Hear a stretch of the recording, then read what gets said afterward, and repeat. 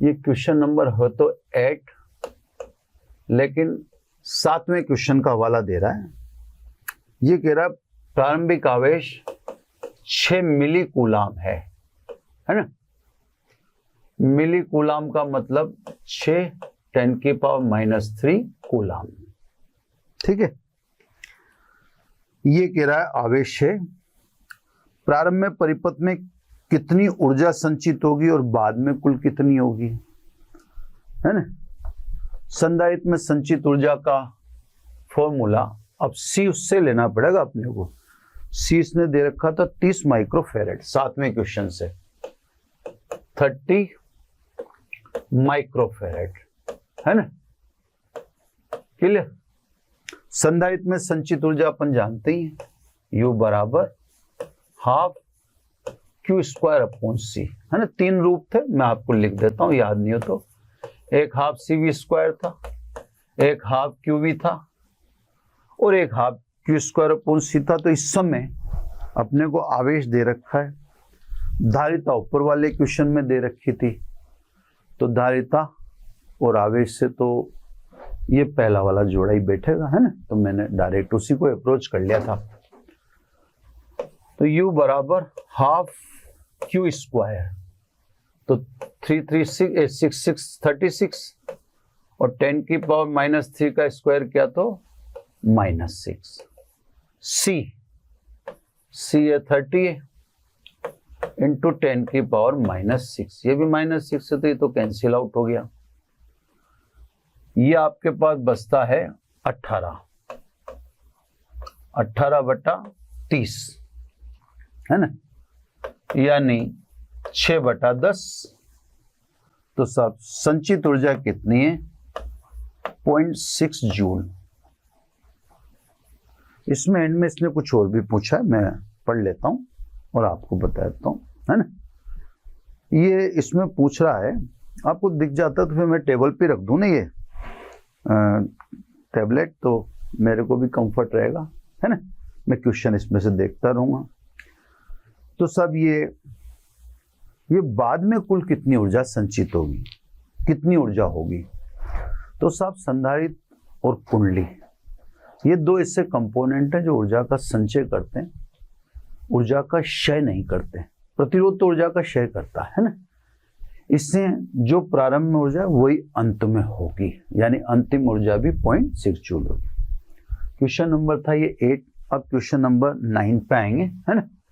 तो सब मेरे वहां रखे रहने से कोई दिक्कत नहीं, मैं आराम से क्वेश्चन पढ़ता रहूंगा। एक श्रेणी LCR परिपथ है, वो यार LCR के दो। R का मान 20 ओम, R बराबर 20 ओम, ठीक है। L 1.5 Henry, L 1.5 Henry and C 35 microfarad, C 35 micro यानी 10⁻⁻6 फेरेड, ठीक है। ये RLC सर्किट एक परिवर्ती आवृत्ति की 200 वोल्ट AC आपूर्ति से जोड़ा गया है। सप्लाई मतलब VRMS कितने वोल्ट की? 200 वोल्ट की सप्लाई है, ठीक है। जब आपूर्ति की आवृत्ति यानी सप्लाई की फ्रीक्वेंसी परिपथ की मूल आवृत्ति के बराबर होती है, तो एक पूरे चक्र में परिपथ को स्थानांतरित की गई माध्य शक्ति कितनी होगी, नहीं। अब इसने सीधा सीधा देखो, कोई उलझाया नहीं, ये कह रहा है, देखो इसको एक बार और पढ़ देता हूं मैं। एक RLC परिपथ है जिसमें R का मान 20 ओम है, L का मान 1.5 हेनरी है, C का मान 35 माइक्रोफेरेड है। एक परिवर्ती आवृत्ति यानी VRMS लिख ही दिया मैंने, आपूर्ति से जोड़ा गया है। जब आपूर्ति की आवृत्ति परिपथ की मूल आवृत्ति के बराबर मतलब नाद हो गया, है ना, तो एक पूरे चक्र में परिपथ को स्थानांतरित शक्ति का मान बताइए। अब सब अन्नाद है, अन्नाद के समय प्रतिबाधा प्रतिरोध के बराबर और कलांतर 0 होता है। तो सब ये स्थिति अनुनाद की स्थिति है ना, वो उसके लैंग्वेज से पता पड़ गया। तो अनुनाद की स्थिति, तो अनुनाद पर यह आपके प्रतिबाधा तो होगी प्रतिरोध के बराबर मिनिमम, वह कलांतर हो गया फाई बराबर 0। इस समय आरएलसी परिपथ का बिहेवियर शुद्ध प्रतिरोध वाले बिहेवियर की तरह होता है, इसलिए पावर डायरेक्ट निकाल लो आप, VRMS स्क्वायर अपॉन R। आपको पता हो तो अभी अपन ने कोई सवाल किया भी था, वो जो सवाल किया था उसमें अपन ने शक्ति निकाली थी जो प्रतिरोध वाला था। प्रतिरोध वाली अब प्रतिरोधी तो रह गया है ना, बाकी तो परिणाम ही 0। तो सब ये VRMS कितना 200 इंटू 200 अपॉन R यानी 20। तो सब ये 10 बार, तो आंसर सीधा सीधा आ गया 2000 वाट है ना। तो सब इसमें कुछ विशेष निकल के नहीं आया, सवाल भले ही बहुत लंबा था। क्वेश्चन नंबर 10, बड़ी स्पीड में चल रहा है अपना काम। क्वेश्चन नंबर 10, ठीक है। पेन भी चेंज कर लूं, पेन चेंज नहीं कर पा रहा मैं क्वेश्चन की व्यस्तता के कारण। एक रेडियो को मीडियम वेव, MW का मतलब मीडियम वेव, SW का मतलब शॉर्ट वेव। तो एक रेडियो को मीडियम वेव प्रसारण बैंड के एक खंड के आवृत्ति परास के एक ओर से दूसरी ओर, आवृत्ति परास इसने दे दी, ये F1 बराबर 800 किलोहर्ट्ज, 800 किलो घात का नाम है इतने हर्ट्ज, और परास दिए तो दूसरी भी देगा, F2 is equal to 1200 kilohertz. सवाल पढ़ रहा हूं मैं अभी, देखते हैं देखा क्या रेंज रहती है इस सवाल की, ठीक है। तक समस्वरित किया जा सकता है, समस्वरित का मतलब ट्यून अनुनाद है ना, यदि इसके एलसी परिपथ का प्रभावी प्रेरकत्व, वाह एल भी दे दिया, प्रभावी प्रेरकत्व एल 200 माइक्रो हेनरी है।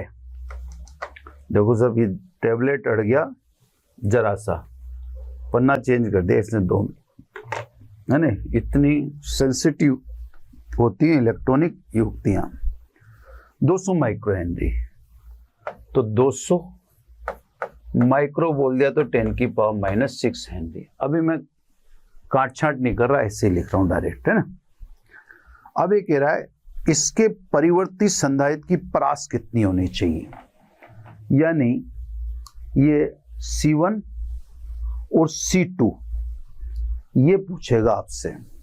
चलो सब फ्रीक्वेंसी दे रखी है, L दे रखा है, तो सब क्योंकि LC सर्किट है ना, LC सर्किट पता पड़ गया क्योंकि C पूछा है। LC सर्किट की आवृत्ति फॉरएवर कितनी होगी, इतनी होगी, ठीक है। अब इसको सिंपल F लिख लूं मैं ना, क्योंकि वो F1 F2 डालना पड़ेगा ना मेरे को, तो F ही लिख लेता हूं। F बराबर ये है ना। अब ये यूं कह रहा है अपन से कि आपको F1 के लिए C निकालना है, F2 के लिए C निकालना है, L फिक्स है। पन्ना आगे ले जाऊं सब में, दोनों तरफ का स्क्वायर कर रहा हूं मैं, है? तो स्क्वायर बोथ साइड, तो ये आवृत्ति का स्क्वायर है ना, 1 2 पाई का square 4 pi square root LC है ना, ये हो गया। इसलिए C बराबर 1/4 पाई स्क्वायर LF है ना। अब देखो इसने L आपको दे ही रखा है, एक मिनट, L आपको दे रखा है, ये रहा फिक्स है। अब आपने क्या करना है, मैं कैलकुलेट नहीं कर पाऊंगा, है ना। तो सब आपको if f is equal to f1 तो फिर निकालना c1, यानी c1 बराबर 1/4 L फिक्स है या f1, ये स्क्वायर आएगा सब, है ना, शिफ्ट किया ना, ये f1 स्क्वायर, इससे तो निकल जाएगा c1। और if f is equal to f2 तो c2, ये आप 1/4 L फिक्स सही से या f2 रख देना। तो साहब ये इसने पूछा था ना अपन से, इसने पूछा था कि रेंज बताओ संधारित्र की धारिता की। तो साहब एक बार C1 निकलेगा, एक बार C2 निकलेगा। फॉर्मूला आपके सामने प्रिपेयर है ही सही, यानी फॉर्मूले में कुछ आपको करना नहीं है, तो ये आप कर लोगे। इसको बहुत लंबी कैलकुलेशन जा सकती है, इससे मैं इसमें नहीं उलझूंगा, है ना। 11वां क्वेश्चन, क्वेश्चन नंबर 11, है ना। क्वेश्चन नंबर 11 में ये कह रहा है LCR परिपथ दिखाया गया है, श्रेणी क्रम में जोड़ रखें। कुछ विशेष होगा तो मैं ही बना दूंगा, पर मैंने आपको बता दिया कि R, L, C तीनों श्रेणी क्रम में जुड़े हुए हैं, ठीक है। जिसमें आवृत्ति के, ये कह रहा है जिससे परिवर्ती आवृत्ति के 230 वोल्ट VRMS 230, ये क्या है, मान ऐसे देता है कई बार जिससे शक हो जाता है कि इसकी कैलकुलेशन तक अपन नहीं पहुंच पाएंगे, ऐसा डाउट हो जाता है। अब ये कहता है L बराबर 5 हेनरी, है ना। मैं पहले लिख लेता हूं सब चीजें और फिर अगर किया हुआ सवाल होगा तो मैं आपको वैसे एड्रेस दे दूंगा। C बराबर 80 माइक्रोफेरेड, 80 माइक्रो यानी 10⁻⁻6 farad, and R is equal to 40 ohm, ठीक है। RLC सर्किट है तो ये देगा ही सही। अब देखो ये क्या क्या पूछ रहा है। इसका पहला क्वेश्चन A, स्रोत की आवृत्ति निकाली जो नाद उत्पन्न करे। आवृत्ति ओमेगा R 1/√LC है जो नाद उत्पन्न करती है, या अब आंसर से पता पड़े, मेरे पास तो वो है नहीं अभी, अब मैं तो आगे पढ़ूंगा तब बताऊंगा। तो साहब ये निकालनी है, L और C है ही से आपका, वैसे निकल जाएगी 2 मिनट में, है ना। अगर ओमेगा R पूछेगा तो ओमेगा R तो मैं खटाखट निकाल दूंगा, है ना। ओमेगा R में तो कोई दिक्कत नहीं, पर आगे पढ़ लेता हूं कि भाई आगे कुछ विशेष है तो भी इसको करने में दिलचस्पी लेंगे अपन। अगर पुराने जैसा ही, तो जैसे अभी तक तो अपने को लग रहा है कि यार वही सवाल है जैसे अपन करते हैं। अभी ओमेगा R निकालना हो तो ओमेगा R तो इसमें कंफर्ट हो रहा है, देख लो मैं निकाल देता हूँ। ओमेगा R तो निकल रहा है, तो ये ओमेगा R है ना। अब FR निकालना होगा तो फिर वो मैं नहीं निकालूंगा, FR में फंस जाऊंगा। L कितना है 5 और C ये 80 × 10⁻⁻6 माइनस, चलो अगले में ले लेता हूँ, यहाँ ले लेता हूँ, है ना। -6 का रूट -3, -3 ऊपर जाएगा तो प्लस हो गया। 8 पंजे 40 यानी 400 हो गया। रूट 400 का मतलब 20, तो बटे में आ गया 20। ये 0 से 0 कट गया, यानी 50 रेडियन पर सेकेंड। अगर ओमेगा R पूछ रहा है तो मैंने निकाल दिया। परिपथ की प्रतिबाधा तथा अन्नादि आवृत्ति पर धारा का आयाम निकालिए। B, अन्नाद के समय प्रतिबाधा प्रतिरोध के बराबर होनी चाहिए, है ना। तो वो कितनी, प्रतिरोध का मान 40 होंगे, तो ये तो साहब डायरेक्ट मानेंगे अपन। अब ये कह रहा है कि अन्नादि आवृत्ति पर धारा का आयाम निकालिए। धारा का आयाम का मतलब I0 होता है। तो देखो पहले तो अपन निकालें IRMS, है ना। IRMS बराबर तो हुआ VRMS upon R at the time of resonance. अनाद के समय की बात है। 2 क्वेश्चन पूछे थे इसने, एक का तो अपन ने जवाब दे दिया। अब दूसरा विद्युत धारा का आयाम निकालिए। तो मैं जो समझ रहा हूं वो आपको समझाता हूं। IRMS बराबर VRMS अपॉन R। VRMS का मान इसने दे दिया 230, R का मान अपने लिख ही रहा है, ठीक है सर। यानी IRMS तो हो गया 23/4 एम्पियर। अब क्योंकि धारा का आयाम, तो धारा का आयाम तो कहते हैं I0 को, है ना सर। तो सब क्योंकि IRMS is equal to I0 upon √2, इसलिए धारा का आयाम I0 √2 इंटू IRMS, यानी ये हो गया आपके 23 बटा क्या हो गया 23/4, है ना। अब 23/4 हुआ तो 2 इंटू 2, √2 तो चलो अब आप इसको तो कर लीजिएगा, क्योंकि अब मैं फिर इसको कैलकुलेट करूंगा तो रूट वाला पोर्शन आ गया ना, तो कैलकुलेशन इसकी थोड़ी सी बिगड़ जाएगी।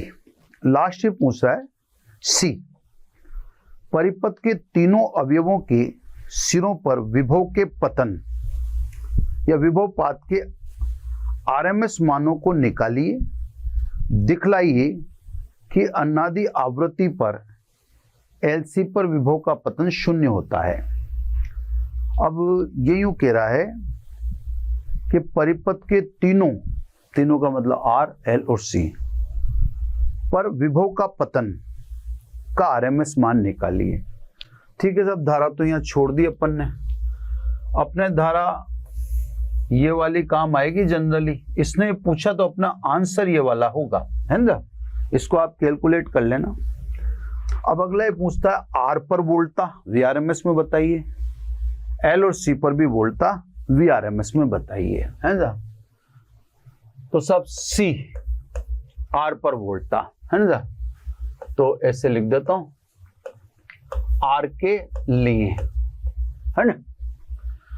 आर के लिए तो वीआरएमएस बताना अपने को, है। VRMS is equal to IRMS into R, सीधा सीधा आ जाएगा सब, क्योंकि श्रेणी क्रम में तो धारा समान होती है। यानी आईआरएमएस कितना था सब अपना 23/4 और आर का मान 40, है ना। ये आ रहा है, देख लेते हैं। ये आईआरएमएस 23/4 और ये 40, तो ये 10 बार कट गया, यानी 230 वोल्ट।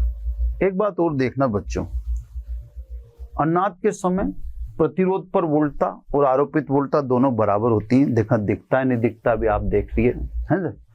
देखो आप, है ना, देखो आरोपित वोल्टा भी यही है और प्रतिरोध पर वोल्टा भी यही है।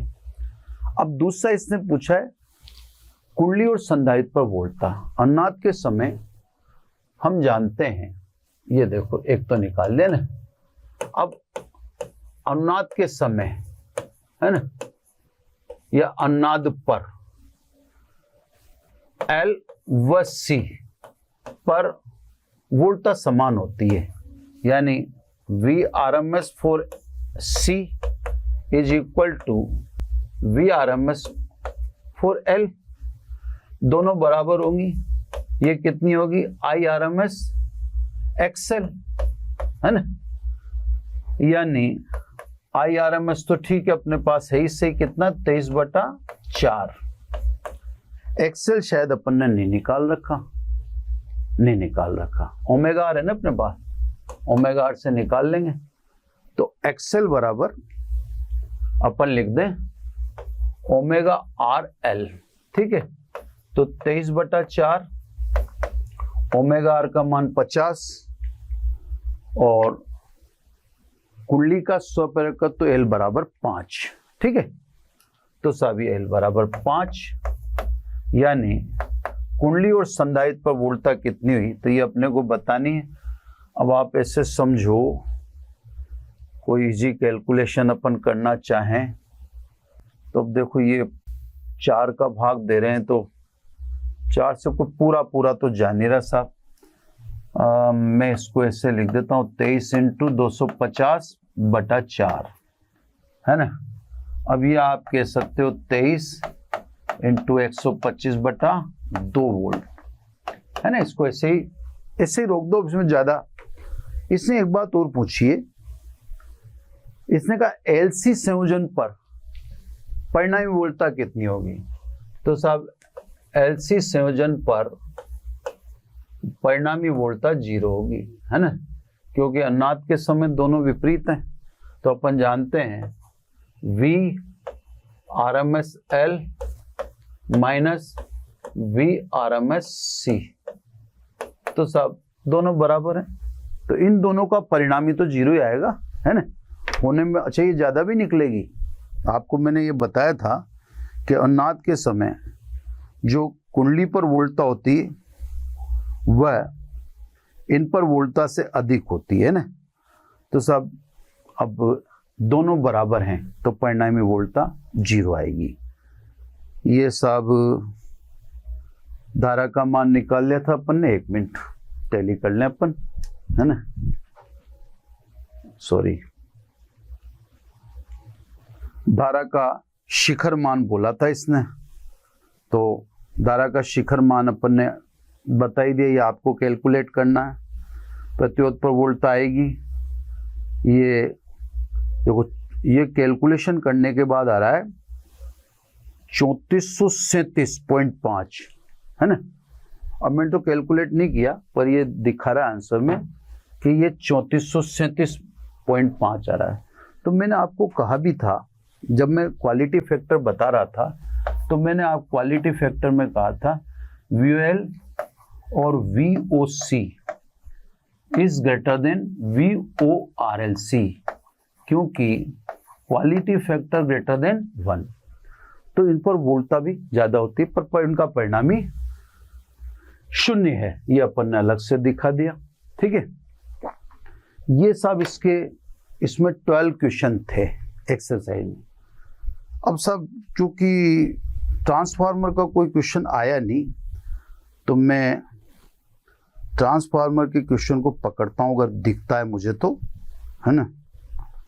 देखो 23वां क्वेश्चन अतिरिक्त अभ्यास में दिखा, कर लेते हैं ना। ट्रांसफार्मर का एक भी क्वेश्चन नहीं लिया ना अपन ने, तो अपने पास 10-15 मिनट है, 1-2 क्वेश्चन ले लेते हैं। फिर अगर मान लो कोई कमी रह जाती है तो लेंगे अपन, यूं थोड़ी के छोड़ेंगे है ना। चलो 10-1 मिनट अपने पास, 1 घंटा पूरा होने में बचते हैं। तो ट्रांसफार्मर का क्वेश्चन नहीं आ रहा था। एक शक्ति संचरण लाइन अपचाई ट्रांसफार्मर में प्राथमिक कुंडली में 4000 फेरे हैं।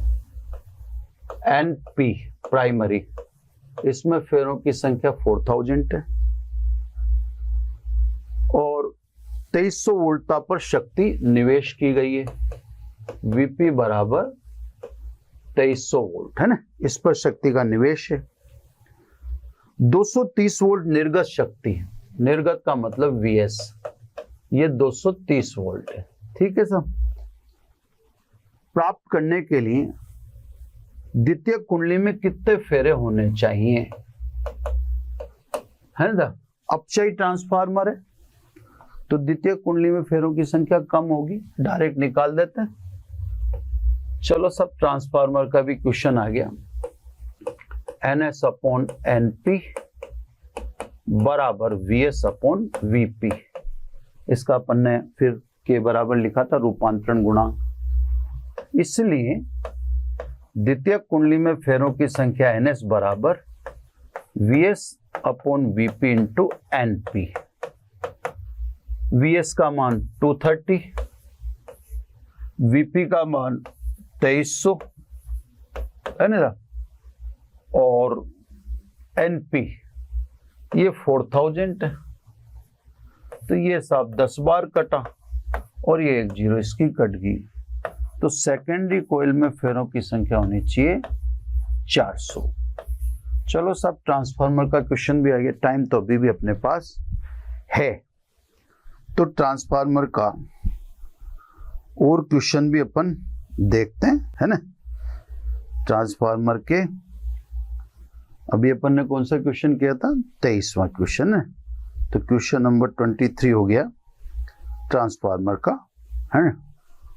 अब 23 के बाद क्वेश्चन नंबर 24 में तो इतनी कोई दम नहीं है। 25 को और देख लेते हैं ना, छोटे छोटे देखते हैं सब। 25 क्वेश्चन नंबर 25, है ना। टाइम है सब अपने पास, चिंता करने की जरूरत नहीं। 25 में कह रहा है 440 वोल्ट पर शक्ति उत्पादन करने वाले किसी विद्युत संयंत्र से 15 किलोमीटर दूर, तो उत्पादन तो 440 वोल्ट पर होता है, ठीक है। शक्ति उत्पादन करने वाले किसी विद्युत संयंत्र में 15 किलोमीटर दूर स्थित एक छोटे से कस्बे में 220 वोल्ट पर 800 किलोवाट शक्ति की आवश्यकता है। उत्पादन तो होता है सब 440 वोल्ट पर, है ना। 15 किलोमीटर दूर इसको भेजना है, जहां 220 वोल्ट पर यह काम आएगी। 800 किलोवाट शक्ति की आवश्यकता है। विद्युत शक्ति ले जाने वाली दोनों लाइनों का प्रतिरोध 0.5 ओम प्रति किलोमीटर है। इसको रो लिख लो साहब, 0.5 ओम पर किलोमीटर, है ना। और लाइन की कुल लंबाई देख लें अपन, 2 लाइन है ना, तो 15 किलोमीटर एक, तो 15 किलोमीटर 15 किलोमीटर मतलब 30 किलोमीटर। सॉरी, 15 और 15, है ना। थोड़ा सा समझ के करेंगे साहब, है ना, जल्दबाजी नहीं करेंगे। 1-2 मिनट चाहे ऊपर हो जाए, है ना। ये सब कुल लंबाई 30 किलोमीटर होगी। तो कुल प्रतिरोध तो अपने को पता पड़ गया। ये 1 किलोमीटर में 0.5 ओम का प्रतिरोध है, तो 30 किलोमीटर में कितना होगा? रोएल, यानी 0.5 इंटू 30, यानी प्रतिरोध तो हुआ 15 ओम, ठीक है ना। अब ये कहता है कस्बे को उप स्टेशन में लगे 4000 से 220 वोल्ट अपचाई ट्रांसफार्मर की लाइन से शक्ति पहुंचती है ना। मतलब ट्रांसफार्मर लगा रखा है जो 4000 वोल्ट को 220 में कन्वर्ट कर देता है ना। ऊष्मा के रूप में लाइन में होने वाली शक्ति का क्षय बताइए। पहला इसका क्वेश्चन ये है। तो रिक्वायर्ड पावर तो अपने को पता है ना। किस वोल्टता पर ये भेजें वो भी बता देंगे अपन, कितनी करंट चाहिए, है ना, और कितनी वोल्टता पर काम में ले रहे हैं। चलो सब एक एक क्वेश्चन का अपन जवाब देते हैं। तो सब पहले लाइन की लंबाई निकाल ली अपन ने, प्रतिरोध निकाल लिया। अब सब इसको एक बार और पढ़ दूं, मैं थोड़ा जल्दबाजी में लग रहा हूं मैं अपने आप को। 440 वोल्ट पर शक्ति उत्पादन करने वाले किसी विद्युत संयंत्र से 15 किलोमीटर दूर। अब जो उत्पादन किया उसको तो छोड़ो, 440 का तो कोई रोल नहीं है, जहां पहुंच रहा है वहां देखो। 15 किलोमीटर दूर स्थित एक छोटे से कस्बे में 220 वोल्ट पर 800 किलोवाट शक्ति, है ना। रिक्वायर कितनी है पावर वो लिखूं मैं, यहां लिख देता हूं, P रिक्वायर 800 किलोवाट, यही कह रहा, 800 किलोवाट। किलो का मतलब 10⁻³ वाट, है ना। इस शक्ति का रिक्वायरमेंट है। 800 किलोवाट भी सही है, अगर ऐसा कैसे लिख दें 800 किलोवाट। एक बार ये भी लिख दें क्योंकि क्या पता खोलने की जरूरत ही नहीं पड़ती हो। अब ये कह रहा है कि लाइन का 1 किलोमीटर में प्रतिरोध 0.5 ओम, मैंने लिख ही दिया, आपको समझा भी दिया, ओम पर किलोमीटर, ठीक है। अब यहां पे ध्यान देना, कस्बे को उप स्टेशन में लगे 4220 वोल्ट पर अपचाई ट्रांसफार्मर पर शक्ति पहुंचती, यानी पहुंचाई तो 4000 पर थी, ठीक है, तो पहुंचाई तो आपने 4000 वोल्टेज पर थी। ध्यान से समझना साहब, वहां जाके उसको 220 में कन्वर्ट कर दिया, तो साहब इतनी शक्ति आपने 4000 वोल्ट पर पहुंचाई, इस लाइन से पहुंचाई जिसका प्रतिरोध इतना है। तो पहले ये देखें पावर लॉस कितना हुआ, है ना, ये पूछ भी यही रहा है पहला क्वेश्चन कि साहब ऊष्मा के रूप में शक्ति का क्षय बताओ। तो साहब पावर लॉस मैंने आपको बता दिया, जिन सूत्रों से अपन पावर कैलकुलेट करते हैं उन्हीं सूत्रों से लॉस कैलकुलेट करते हैं। तो ये होगा I² R, तो पहले निकालो 4000 वोल्ट पर या 4000 वोल्ट और शक्ति अपने को 800 किलोवाट पहुंचानी है इस प्रतिरोध पर, तो साहब I निकालने पहले, तो क्योंकि I बराबर P/V, पावर कितनी, इतनी पहुंचा है। अब देखो अभी मैं समझाता हूं साहब, है ना, मामला थोड़ा सा। V 4000, ये साहब 3 0 1 कटेगी 4 से, ये तो कितने एम्पियर धारा चाहिए, 200 एम्पियर। अब देखो मेरी बात को ध्यान से सुनो, लाइनों में शक्ति का जो संचार होता है लाइन में, वो धारा के द्वारा, आप जैसे आपने मांगी, कितनी शक्ति मांगी, 800 किलोवाट। अब ये शक्ति लाइन में भेजेंगे, यानी तार के द्वारा भेजेंगे, तो तार में क्या प्रवाहित करेंगे, धारा। P बराबर V × I, तो I बराबर P/V, यानी इतनी धारा चाहिए कितनी शक्ति के लिए, 800 किलोवाट। अतः power loss, loss of power I² R, I² × R। Line का प्रतिरोध कितना है, 15। और साहब ये तो बहुत जबरदस्त हो गया, इन 4 0 को तो अलग कर दो, 15 चौको 60, 600 किलोवाट, इतना लॉस हो गया सब पावर का, 600 किलोवाट का लॉस हुआ, है ना। दोबारा एक बार लास्ट में समझा देता हूं, पावर को जब ट्रांसमिट करते हैं लाइनों में, जैसे आपको ही मान लो चक्की लग रही है आपके यहाँ, तो आपको पावर चाहिए होगी, वो पावर आपके यहाँ गवर्नमेंट तार से भेजेगी, एक पर्टिकुलर वोल्टेज पे भेजेगी, धारा के द्वारा भेजेगी। तो 4000 वोल्ट पर 800 किलोवाट शक्ति भेजने के लिए आवश्यक धारा I बराबर 200 एम्पियर। तो पावर लॉस कितना हुआ, 600 किलोवाट। अब इसका सेकंड क्वेश्चन क्या है सब, है ना, क्वेश्चन नंबर 2, संयंत्र से कितनी शक्ति की आपूर्ति की जानी चाहिए। अब सब जिस बंदे को चाहिए, देखो यही पूरा करने की सोच रहा हूं मैं, वो तो 800 किलोवाट चाहिए, लॉस हो रहा है 600 किलोवाट का, तो कितनी पावर भेजनी पड़ेगी, रिक्वायर और लॉस। भाई अगर आप 800 ही भेजेंगे तो 600 किलोवाट का तो लॉस हो, तो उस तक तो 800 पहुंचेगी नहीं, 200 ही पहुंचेगी, तो आपको उसको 800 पहुंचाना है। 600 किलोवाट का लाइन में लॉस हो गया, तो आपको कितनी रवाना पड़नी पड़ेगी, 800 + 600, यानी आपको 1400 किलोवाट शक्ति तार से भेजनी पड़ेगी। इसके दूसरे क्वेश्चन का ये आंसर है ना।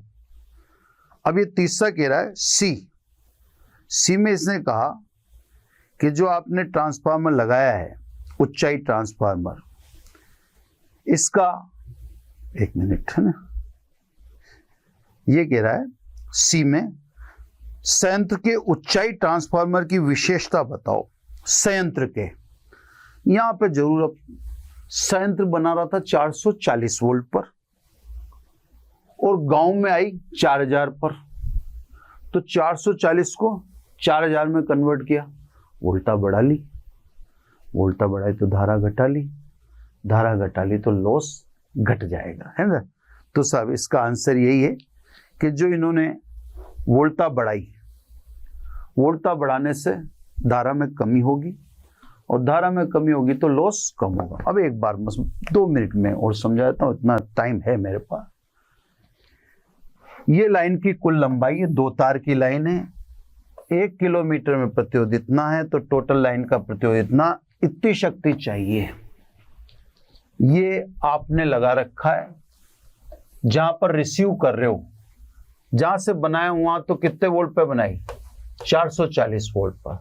जहां भेजा आपने वहां अपचाई लगा रखा है, वहां 4000 से 220 में कन्वर्ट करोगे, तो भेजा तो वहां तो आपने 440 को किस में कन्वर्ट किया, 4000, और जहां रिसीव किया वहां 4000 किस में कन्वर्ट हो गया, 220 में।